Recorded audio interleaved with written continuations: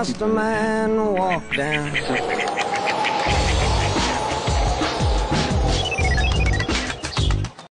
Professor Phil Heymann had a distinguished legal career, teaching in Harvard and serving as deputy to Attorney General Janet Reno. So, what drew him to the law in the first place? I think my parents may have reflected a desire to have some profession, but I had a romantic notion. I graduated from Yale College. I had majored in philosophy. I thought of becoming a professor of philosophy, but I had a romantic notion of a lawyer as someone who was much more active, committed, doing the right thing, putting himself on the line, and I really chose on that basis. In your latest book, you argue for a much more balanced approach between the needs of the war on terrorism and the demands of civil liberties. But sometimes it's hard to justify civil liberties when life and death are at stake, isn't it? Well, my argument always, and this is very much a lawyer's argument, is that if you look hard at it, you don't get a stark choice between civil liberties and national security or personal security. My theory is that it's very rare that you get a head-on collision between security and civil liberties. I can make them up, but they don't happen very often. And if you think about under what circumstances you're prepared to take what actions, there's not so much disagreement.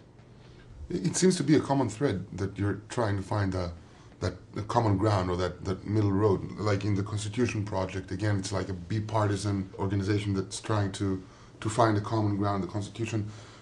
But isn't that kind of against the grain of democracy? Isn't democracy all about shouting it out? For some reason, I tend towards moderate positions.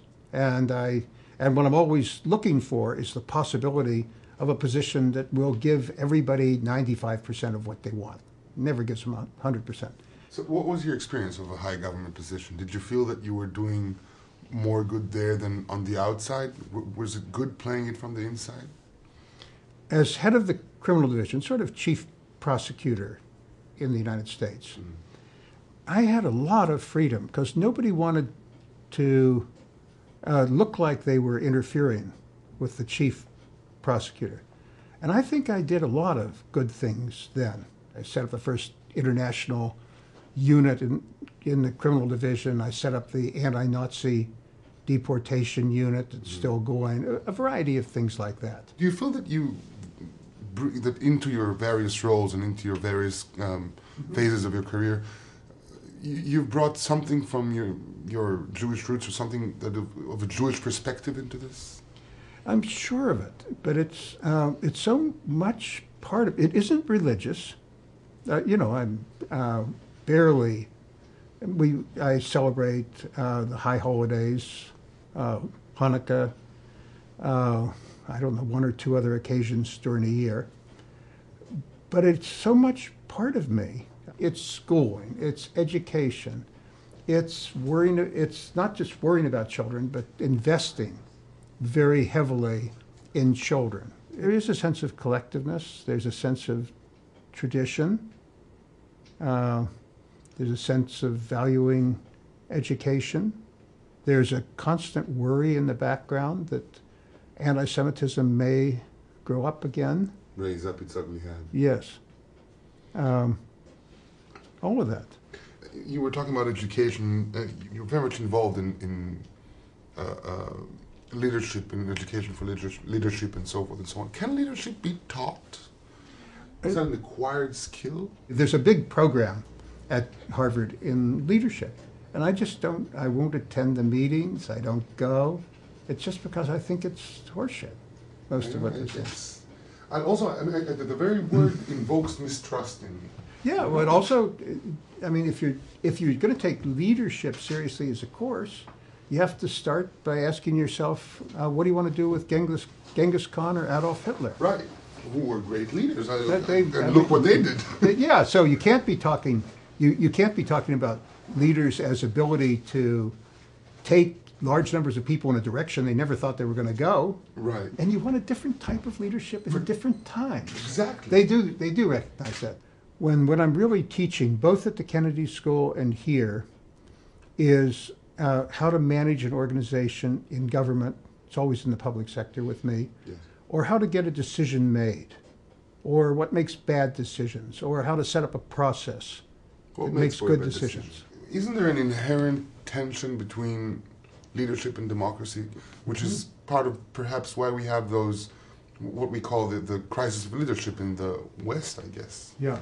People very broadly want to think of themselves as leaders and want their children to be leaders. It's like, do you want them to be a doctor or a lawyer? If you ask the average American, do you want your child to be a leader or smart? They'd probably say a leader. Do you want them to be a leader? Interesting that you're putting leadership versus smartness. Yeah, well, they don't necessarily go together. Right. I can teach how to manage a government organization and how to make it work well and how to do an investigation and how to make decisions better. But I don't know whether I can teach how to be a better leader. What I focus on there, the reason the term is used so much is because it's such a favorable term. It's almost the ideal term nowadays for what you want your child to be. You might worry about his security. Who knows how much do you get paid as a leader? But what you'd really like is, you'd like to be able to say, my child is a leader. What does strike me more is that in a democracy, convincing people, which is a lot of leadership, involves moving to a level of generality and a level of instinct that is different than you would use in trying to convince 10 people sitting around a table of whether to do this or that. Mm-hmm. Is there something inherently Jewish about not having a leader? It's easier for me to say that that's my instinct. I've been in very high positions. I'm a very too democratic, a manager or leader. And I think there is something that may be traditional about that. I listen to people, and that comes instinctively. And I'm uncomfortable making decisions when I haven't listened, or making decisions unilaterally.